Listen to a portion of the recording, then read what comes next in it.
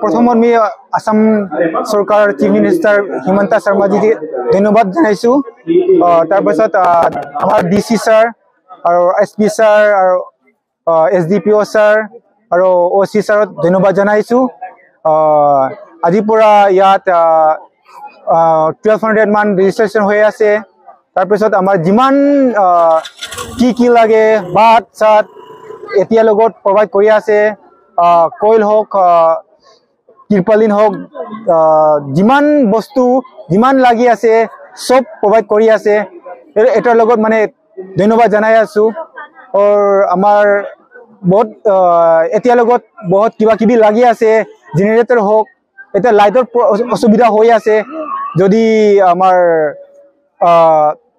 তাৰপিছত আমি এটাৰ কথা ৰিকুৱেষ্ট কৰিব লাগিছিল আমাৰ মানুহ এতিয়া লগত ইনফলত বহুত ৰৈ আছে হেতিগুলা যদি আসাম গভৰ্ণমেণ্ট পৰা কিবা এটা ৰাস্তা যদি উলাব পাৰে আমাৰ মানুহ উলাব কাৰণে আমি এটো ৰিকুৱেষ্ট কৰিছো ছাৰত যদি আমাৰ মানুহ তাত পৰা যদি উলাব পাৰে মই বহুত গ্ৰেটফুল হ'ব ছাৰত এটো কাৰণে মই বাৰ ৰিকুৱেষ্ট কৰিছো ইয়াতো ইমান প্ৰবলেম নাই এতিয়া মেইন প্ৰবলেম আছে এতিয়া আমাৰ মানুহ যিমান ইনফলত আছে মণিপুৰত আছে হেইগুলা যদি তাৰ পৰা যদি উলাব পাৰিলে মই বহুত গ্ৰেটফুল হ'ব আৰু অকল মই নহয় যিমান মানুহ ইয়াত আছে সবকে মানে ভাল পাব Firstly, I would like to thank the government of Assam, Himanta Sharma ji, and our respected Sir DC, respected SP,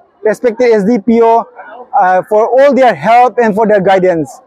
And our main concern right now, for the timing, we are being provided all the things that we need. Thank you for that. But our main request to the government of Assam is, if you can help us in bringing our people out from the state of Manipur who are stranded in the city of Imphal.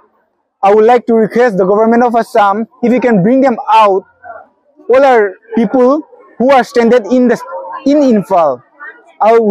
We will be grateful to the government of Assam. Thank you.